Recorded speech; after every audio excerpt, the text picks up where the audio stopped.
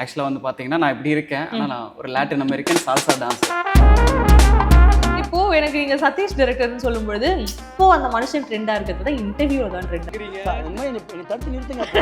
நான் வெள்ளந்தியா பேசினிருக்கேன். க்ளோஸா பழகுறவங்களுக்கு தெரியும், அவர் வந்து ஒரு தலைவால கூட ஒரு ஒர்க் பண்ணியிருக்காங்க. அவர் விஜய் சார் சிரிக்க வச்சுக்கிட்டு அந்த மாதிரிலாம் இருப்பாரு. அதே மாதிரி ஒர்க் பண்ணும்போது கூட மச்சான் என்னடா பண்ணு அந்த மாதிரி தான் அவர் இருப்பாரு. ஸோ ஃபர்ஸ்ட் நான் வந்து ஸ்கூல்ல டான்ஸ் ஆனது விஜய் சார் வந்து கொக்கரக்கோ அங்கே தான் ஸ்டார்ட் ஆயிடுச்சு. ஃபினான்ஷியலி நம்ம ஸ்ட்ரகிள். அப்பா வந்து கொத்தனார் தான். ஸோ வீட்டில் எந்த ஒரு ஃபினான்ஷியல் சப்போர்ட் கிடையாது. ட்ரீம் டீம்ல நிறைய விஷயம் வந்து மாறி இருக்கு. ஏன்னா நாங்கள் இருந்த டைம்ல காலேஜில் ஸ்டுடியோ கிடையாது. நீங்க பாத்தீங்கன்னா நாங்க தான் அந்த ஸ்டுடியோவை வாங்கணும். ட்ரீம் கம்ஸ் ட்ரூ அப்படின்றதுனால ட்ரீம் டீம்னு வச்சாங்க. பசங்க நிறைய பேர் டான்சர்ஸ் பார்த்தா நிறைய சாக்ரிஃபைஸ் பண்ணிட்டு தான் வராங்க. ஃபேமிலி சிச்சுவேஷனால தான் கிவ் அப் பண்ற மாதிரி வந்து இப்போதைக்கு ஜென்ரேஷன் வந்து எல்லாம் ரொம்ப அட்வான்ஸா இருக்காங்க. அடுத்து இது இல்லைன்னா அடுத்தது அப்படின்ற இதுவா இருக்கிறாங்க. பட் சில பசங்கள்லாம் இருக்கிறாங்க ரிஜெக்ஷன் எடுத்துக்க மாட்டாங்க. அதெல்லாம் நானும் ஒருத்தன்.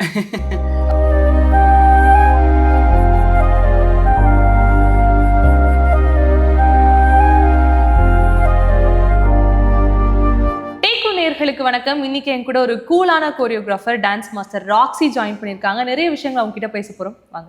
வணக்கம். வணக்கம். ஓகே, எப்படி இருக்கீங்க? நல்லா இருக்கேன். ஓகே, ஒரு டான்ஸ் ப்ரோக்ராம்ல ஒரு இன்டர்ன்ஷிப் கேர்லா அவங்க கூட ஒர்க் பண்ணிட்டு இன்னைக்கு ஒரு படத்துல பார்த்து நல்ல பரவாயில்லையே நம்ம ஒர்க் பண்ண ஒரு ஆள் அங்க இருக்காரு அப்படின்னு சொல்லி ரொம்ப ரொம்ப சந்தோஷமா இருந்துச்சு.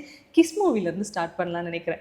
டக்குன்னு பார்த்தா ஒரு ப்ரொபோசல்ஸ் யாரா அங்க உருண்டுட்டு இருக்கான்னு பார்த்தா ராக்ஸி. செம ஷாக்கிங்கா இருந்துச்சு. எப்படி அந்த படம்? எனக்கே ஷாக்கிங்காக தான் இருந்தது. டைரக்டர் சதீஷ் கிருஷ்ணன் அவர் வந்து எங்களுக்கு ரொம்ப நல்லா தெரியும். ஓகே, நாங்கள் ஒரு க்ரூ டான்ஸில் ஒரு மெம்பராக இருக்கப்போ அவங்களோட ஸ்டுடியோவில் தான் நாங்கள் ப்ராக்டிஸ் பண்ணோம். பிகாஸ் எங்கள் ஸ்டுடியோ இருக்குது, அப்போதுலேருந்து தெரியும். ஸோ எங்கள் டீமும் அவருக்கு பிடிக்கும். அப்போ எங்கள் டீமுக்கு வந்து சஜஷன் ஒரு மென்டார் மாதிரி அவர். ஓகே, ஸோ அப்போதுலேருந்து தெரியும். அண்ட் சடனாக நான் வந்து ஒரு ஆக்சுவலாக வந்து பார்த்தீங்கன்னா நான் இப்படி இருக்கேன், ஆனால் நான் ஒரு Latin American salsa dancer. Okay. So அது வந்து சதீஷ் அண்ணாவுக்கு தெரியும். இந்த படத்தில் வந்து பார்த்தீங்கன்னா லீடு நீங்கள் பார்த்துருப்பீங்க, அவங்க ஒரு சால்சா இன்ஸ்ட்ரக்டர்.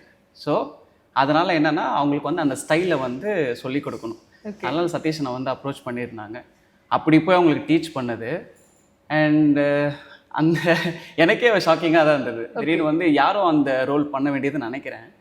அப்போது திடீர்னு அவங்களோட கோ டைரக்டர் வந்து இந்த சீனை வந்து கொடுத்து இதை சும்மா நீங்கள் பண்ணுங்க அப்படின்ட்டு கேரவேனில் வீடியோ எடுத்தாங்க. கவின் சாரோட கேரவேனில் வீடியோ எடுத்தது ஓகேன்ன உடனே நெக்ஸ்ட் பார்த்தா திடீர்னு அதான் எல்லாம் எனக்கே ஷாக்கிங்காக தான் இருந்தது. எல்லாமே ஷாக்கிங்காக இருந்துச்சு. ஓகே, இப்போ எனக்கு நீங்கள் சதீஷ் டைரக்டர்னு சொல்லும்பொழுது சிம்பு சார் கூட டான்ஸ் பெர்ஃபார்ம் பண்ணது, அண்ட் தென் அவர் வந்து ஸ்டார்டிங் ஸ்டேஜ் ஒவ்வொரு டான்ஸ் ப்ரோக்ராம்லையும் பெர்ஃபார்ம் பண்ணதெல்லாம் தாண்டி இப்போ அந்த மனுஷன் ட்ரெண்டாக இருக்கிறது தான் இன்டர்வியூவில் தான் ட்ரெண்டாக இருக்கு. என்ன அவர் டான்ஸராக பார்த்துருக்கோம், ஒவ்வொரு விதத்தில் பார்த்துருக்கோம், என்ன இப்படி இருக்காரு அப்படிங்கிற மாதிரி இருந்துச்சு. அவரு கூட ஒர்க் பண்ணீங்களே, எப்படி இருக்கும் ஆக்சுவலி அந்த மனுஷன் இப்படி தான் அப்படிதானா? அவர் க்ளோஸாக பழகுறவங்களுக்கு தெரியும், அவர் வந்து ஒரு சைலண்டான வாள், ஒரு இன்னசென்ட்டா இருக்காருங்க. நீங்க பாத்தீங்கன்னா தலைவால கூட ஒரு ஒர்க் பண்ணியிருக்காங்க. அப்போது வந்து பார்த்தீங்கன்னா விஜய் சாரோட அவங்க ஃபன்னியாக அவராகவே தான் இருப்பார். அவர் விஜய் சாரை சிரிக்க வச்சுக்கிட்டு அந்த மாதிரிலாம் இருப்பார். அவர் சொல்லணும்னா எல்லாமே வந்து அவருக்கு வந்து டைமிங்லாம் அவருக்கு வந்து நேச்சுரலாக வரும். எல்லாரையும் கலாய்க்கிறது, ஆனால் அவங்களுக்கு ஹர்ட் ஆகாது. அந்த மாதிரியான ஒரு மனுஷன் அவர். அப்படி தான் அதே மாதிரி ஒர்க் பண்ணும்போது கூட மச்சான் என்னடா பண்ணு அந்த மாதிரி தான் அவர் இருப்பார். காலில் சுடு தண்ணி ஓட்டின மாதிரி சரி ரெடியா ஒரு பரபரப்பான இருப்பார். அந்த எனர்ஜி அப்படியே ஒட்டிக்கும். ஸோ எல்லாருமே வந்து மந்தமாக இருந்தாலும் அவரோட குரல் வந்து அங்கே கேட்கும்போது அப்படியே எல்லாம் சுறுசுறுப்பாயிடும், ஜாலியாக. ஆமாம். ஓகே, ஆக்சுவலாக நீங்கள் வந்து கோரியோகிராஃப் பண்ணது இந்த ப்ரோக்ராம் ஜோடியிலெல்லாம் பார்க்கும்பொழுதுனா ரொம்ப வித்தியாசமாக இருக்கும். கிளாசிக்கலி என்ன பண்றாரு இந்த மனுஷன் அப்படிங்கிற மாதிரி இருக்கும். டக்குன்னு பார்த்தா இங்க சால்சா டான்ஸ் என்ன நடக்குது, இங்க ஒரு பக்கம் ஒண்ணு இந்த பக்கம் ஒண்ணு என்ன? நான் ஐ தேங்க் காட் நிறைய ஸ்டைல் நான் எக்ஸ்ப்ளோர் பண்ணியிருக்கேன். ஃபர்ஸ்ட் நான் என் ஜேர்னியை ஸ்டார்ட் பண்ணது பார்த்தீங்கன்னா ஸ்கூல்ல வந்து எப்பவுமே ஆடுவோம். ஆனால் ஸ்கூல்ல வந்து நம்ம டான்ஸ் கிளாஸ் போகும்போது டிவியில் பார்த்து ஸோ ஃபர்ஸ்ட் நான் வந்து ஸ்கூல்ல டான்ஸ் ஆனது விஜய் சார் வந்து கொக்கரக்கோ அங்கே தான் ஸ்டார்ட் ஆயிடுச்சு. அதுக்கப்புறம் ஃபினான்ஷியலி நம்ம ஸ்ட்ரகிள். ஓகேங்களா? ஸோ அப்போ வந்து எனக்கு என் ஃப்ரெண்டு அவங்களோட மாமா வந்து ஷோபி மாஸ்டர் கிட்ட வந்து ஸ்டூடெண்ட்டாக இருந்திருக்காரு. அவங்களும் ஆடிருக்காரு. ஸோ அந்த டைமில் வந்து எங்களுக்கு வந்து டான்ஸ் வந்து சினிமாட்டிக் ஸ்டைல் சொல்லி கொடுத்தது அவர். அப்படி போயிடுச்சா. அதுக்கப்புறம் நான் வந்து 11th ஸ்டாண்டர்ட் வரும்போது வந்து அதே அவர் வந்து இன்னொரு டான்ஸ் கம்பெனியில் வந்து டான்ஸ் கம்பெனி டான்ஸராக இருந்தார். ஓகே. ஸோ அவர் வந்து எனக்கு ரெக்கமெண்ட் பண்ணார். யாருன்னு பார்த்தா உங்களுக்கு போடா போடல மோஜோன்னு வருவார். ஓகே. அவர் தான். ஸோ ஃபர்ஸ்ட் அவர்கிட்ட தான் டான்ஸ் கத்துக்கிட்டீங்களா? அவர்கிட்ட தான் சால்சா கற்றுக்கிட்டேன். ஃபர்ஸ்ட் அங்கே தான் ஸ்டார்ட் ஆகுது. அதாவது ப்ராப்பராக ஒரு டான்ஸ் லேர்ன் பண்ணது அங்கே தான். அங்கே போகும்போது ஃபர்ஸ்ட் அங்கே உங்களுக்கு நான் சொல்கிறது வந்து 2008. அப்போ வந்து ஃபீஸ் ரொம்ப அதிகம். அங்கே பார்த்தீங்கன்னா 1400 நினைக்கிறேன் அந்த டைம் நான் சொல்கிறேன். அப்படின்னா இந்த டைம் நீங்கள் கேல்குலேட் பண்ணிப்பா 6,000 to 7,000 வரும். அப்போ எனக்கு வந்து என்ன சொல்கிறது, அப்பா வந்து கொத்தனார் தான். ஸோ வீட்டில் எந்த ஒரு ஃபினான்ஷியல் சப்போர்ட் கிடையாது. எனக்கு வந்து ஸ்காலர்ஷிப் வந்தது. அந்த ஸ்காலர்ஷிப்பில் தான் நான் போய் ஜாயின் பண்ணுறேன். ஜாயின் பண்ணி அந்த சைடில் கற்றுக்க போகிறேன். அப்புறம் ஒரு அந்த Mojo sir, Jeffrey warden, Vijay டிவியில் பார்த்துருப்பீங்க, ஜட்ஜாவும். அவர் வந்து என்கிட்ட என்ன இது தெரியல, அந்த பேட்சோட ரொட்டீன் வந்து நான் கரெக்டாக ஆடினால எனக்கு வந்து நெக்ஸ்ட் பேட்ச் வந்து ஃப்ரீயாகவே நீங்கள் வந்து பண்ணிக்கலாம் அப்படின்ட்டு. அதுக்கப்புறம் பார்த்தீங்கன்னா நான் அப்போ தான் காலேஜ் சேர்றேன். காலேஜில் லோயலா காலேஜ். லோயலா காலேஜில் ஆப்வியஸாக எல்லாருக்கும் ட்ரீம் டீம் தெரியும். அந்த டீமில் வந்து அப்படியே ஜாயின் பண்ணுறோம். அப்போது ஹிப்ஹாப் ஸ்டைல் அது எல்லாமே எக்ஸ்ப்ளோர் பண்ண எனக்கு ஒரு ஆப்பர்ச்சுனிட்டி கிடச்சிது. அப்போ ட்ரீம் டீமில் சேரும்போது தான் சதீஷ் அண்ணா இவங்கெல்லாம் வந்து பழக்கம். ஏன்னா அவங்க ஏற்கனவே வந்து ஷாக்குன்ற டான்ஸ் காம்படிஷனில் ஆடி அவங்க ஒரு சாம்பியன். ஃப்ளையர்ஸ்னாலே ஒரு காலத்தில் வந்து ஒரு சென்னையை அதிர விட்ட ஒரு டீம். அதுக்கப்புறம் தான் அப்படியே எல்லாமே மாறிச்சு. அவங்களாம் போன பிறகு அவங்க வந்து மற்ற ரியாலிட்டி ஷோ போனாங்க, அப்படியே கொரியோகிராஃபர் ஆனாங்க. ஆக்சுவலாக நான் ஒரு லோயலைட்டா எனக்கு அந்த ட்ரீம் டீம் உடைய கஷ்டம் என்னன்னு தெரியும். ஏன்னா வந்து ட்ரீம் டீம் அப்படிங்கிறது வந்து ஒரு பெரிய பிராண்ட் மாதிரி எல்லாருக்குமே தெரியும். ஆனால் அந்த ட்ரீம் டீமுக்குள்ளே போகிறதுக்கு எங்கள் காலேஜ் ஆட்கள் வந்து பட வேண்டிய கஷ்டம் இருக்குல்ல, செலக்ட் ஆகிறதுக்கு ஒரு கஷ்டப்பட வேண்டியது இருக்கு. ட்ரீம் டீமில் இப்போது பார்த்தீங்கன்னா நிறைய விஷயம் வந்து மாறி இருக்கு. ஏன்னா நாங்கள் இருந்த டைமில் காலேஜில் ஸ்டுடியோ கிடையாது. நாங்கள் என்ன பண்ணுவோன்னா பாஸ்கெட் பால் கோர்ட், பீச், அப்புறம் சீனியரோட வீட்டு மொட்டை மாடி, ரோடு, இங்கே தான் ஸ்டண்ட் எதனா ப்ராக்டிஸ் பண்ணால் பீச்சுக்கு போயிடும். இப்போ நான் வந்து எல்லாம் பெட்லாம் வாங்கி வச்சுருக்கோம். நீங்கள் பார்த்தீங்கன்னா நாங்கள் தான் அந்த ஸ்டுடியோவை வாங்கணும். ஓகே. அதாவது காலேஜில் இவங்க டீன் கீழே சண்டை அந்த மாதிரிலாம் போட்டு அதுக்கப்புறம் வந்து மேலே வந்து கேன்டீன், அது அந்த கேன்டீனை வந்து அலாட் பண்ணாங்க. அப்புறம் நாங்கள் வந்து வின்னிங் கேஷ் ப்ரைஸ் இருக்கும். ஓகே. நாங்கள் என்ன பண்ணிட்டோம்னா அந்த எங்கள் 3rd இயர் பாஸ் அவுட் போகும்போது எங்கள் வின்னிங் கேஷ் ப்ரைஸ் வந்து லாஸ்ட்டில் வந்து எல்லாம் டிவைட் பண்ணிப்போம். அப்படி பண்ணாமல் நாங்கள் சாக்ரிஃபைஸ் பண்ணிட்டோம் மிரர் வாங்கணுன்ட்டு. ஏன்னா அடுத்த ஜென்ரேஷன் வரணும், அந்த மாதிரி இது பண்ணணுன்ட்டு. ஸோ நாங்கள் அதுதான் சொல்கிறேன்ல, நம்ம எதனா ஒன்று செட் பண்ணணும். நம்ம பண்ண இது வந்து அடுத்த வரவங்க வந்து இதுவாகக்கூடாது. அதனால் வந்து எங்களுக்கு வந்து அந்த டைமில் எல்லாமே ஸ்ட்ரகிள் தான். எப்படின்னா எல்லா டான்ஸஸும் இதை ரிலீஸ் பண்ணியிருப்பாங்க. நாங்கள் சாப்பிட மாட்டோம், ஆனால் ஜாலியாக இருப்போம், ப்ராக்டிஸ் பண்ணுவோம், டீ குடிப்போம். டீ குடிச்சிட்டா எங்களுக்கு போதும், அவ்வளோ தெம்பு. அண்ட் ப்ராக்டிஸ் நான் ஸ்டாப்பாக நடக்கும். திடீர்னு வந்து லேட் நைட் ப்ராக்டிஸ் நடக்கும், பஸ் இருக்காது. அந்த மாதிரி பஸ் இல்லாமல் அதாவது நுங்கம்பாக்கத்தில் இருந்து எங்கள் வீடு வரையும் நடந்துலாம் வந்திருக்கேன், பெரம்பூர் வரையும் நடந்துலாம் போயிருக்கேன். ஏன்னா நைட்டு 11:30 29C பஸ் வந்து முடிஞ்சிடும்.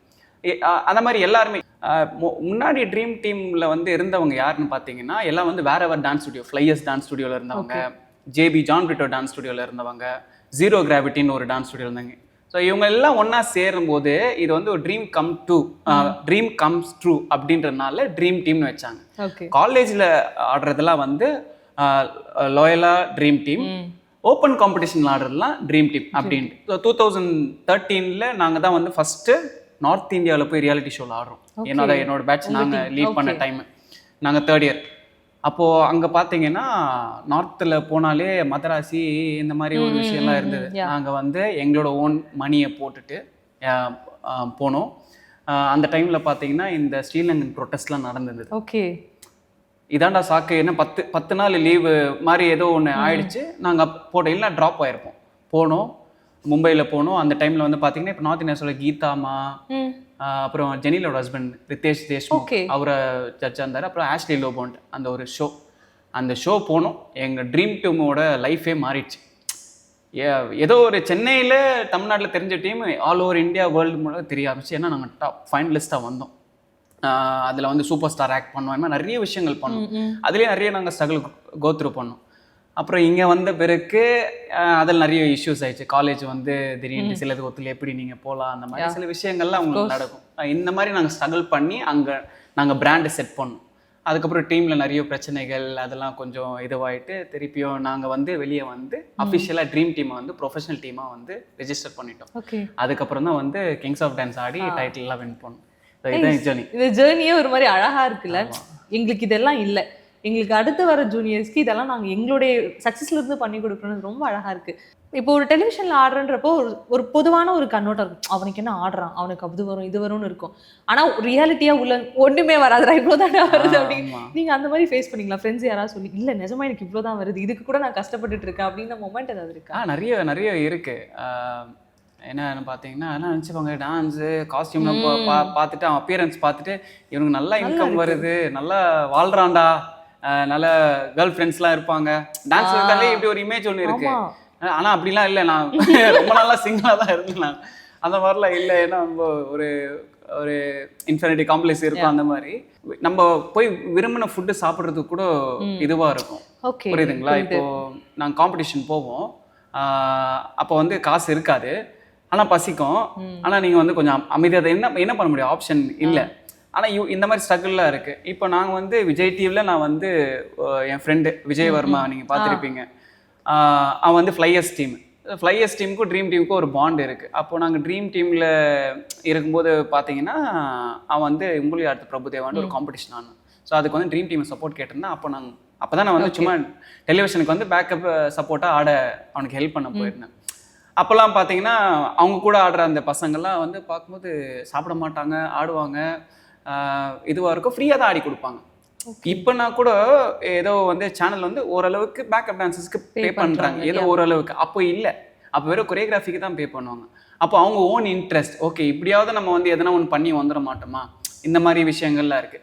ஸோ பசங்க நிறைய பேர் டான்சர்ஸ் பார்த்தா நிறைய சாக்ரிஃபைஸ் பண்ணிட்டு தான் வராங்க.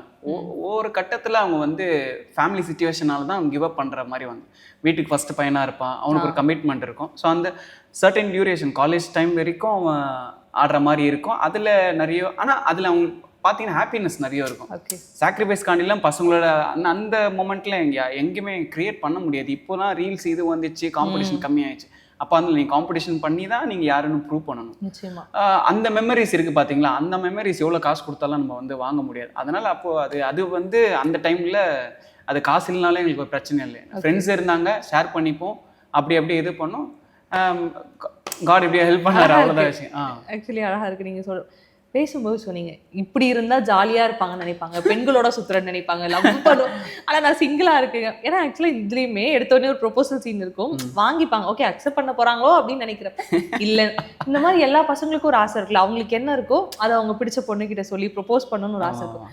ராக்ஸி அந்த மாதிரி பண்ணி கதையில நடந்த மாதிரி நெஜ லைஃப்ல ஏதாவது பல்பு வாங்கியிருக்கீங்களா ப்ரொபோஸ் பண்ணி? இல்ல, அந்த மாதிரி நான் ப்ரொபோஸ் பண்ணதே கிடையாது. ஏன் பண்ணல? எனக்கு பயம். ஏன் பயம்? அதாவது பசங்களுக்கு சில பேர் ரிஜெக்ஷன் ஏத்துக்க முடியாது. ரிஜெக்ஷன் வந்துச்சுன்னா ஒரு கான்ஃபிடென்ட் லூஸ் ஆயிடும். அதெல்லாம் வேணாம். சரி, நம்மளுக்கு எல்லா விதத்துலயும் காட் ஹெல்ப் பண்றாரு, இந்த விதத்துல ஹெல்ப் பண்ணுவாருன்னு பை காட்ஸ் கிரேஸ் நான் கமிட்டட். சத்தியமா ப்ரொபோஸ் பண்ணல யாருக்குமே? ப்ராமிஸா நான் யாருக்கும் ப்ரொபோஸ் பண்ணல.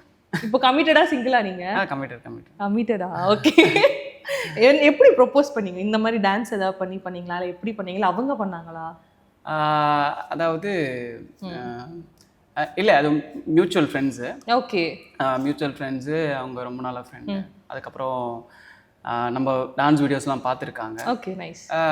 நான் வந்து ஸ்பிரிச்சுவலி ஒரு சர்டன் டைம் வரும்போது I go to church, believe in Jesus. So அப்படி இது பண்ணும்போது சம் மெசேஜஸில் காடை பற்றி நாங்கள் நிறைய ஷேர் பண்ணுவோம். ஸோ அந்த விதத்தில் மியூச்சுவலாக ஒத்து போனால அந்த மியூச்சுவல் ஃப்ரெண்ட்ஷிப் வந்து அப்படியே அண்டர்ஸ்டாண்டிங்லே இதுவாயிடும். அதனால அங்கே வந்து இந்த மாதிரி சால்சா டான்ஸ் ஆடி முட்டி போட்டு ப்ரொபோஸ் பண்ண வேண்டிய அவசியம் இல்லை. மிஸ் பண்ணிட்டீங்க நீங்க தான். உங்க ஜென்ரேஷன் வந்து எல்லாம் ரொம்ப அட்வான்ஸாக இருக்காங்க. அடுத்து இது இல்லைன்னா அடுத்தது அப்படின்ட்டு இதுவாக இருக்கிறாங்க. பட் சில பசங்கள்லாம் இருக்கிறாங்க ரிஜெக்ஷன் எடுத்துக்க மாட்டாங்க. அதெல்லாம் நானும் ஒருத்தன். ஓகே, இந்த ரிஜெக்ஷனே பயப்படுறீங்க அப்படின்றப்போ இவ்வளோ பெரிய ஒரு கெரியருக்கு ஸ்ட்ராங்காக ஒரு ஸ்டெப் எடுத்து வச்சுங்களா? ஆரம்ப கால ரிஜெக்ஷன்ஸ் எவ்வளோ வலிச்சுது?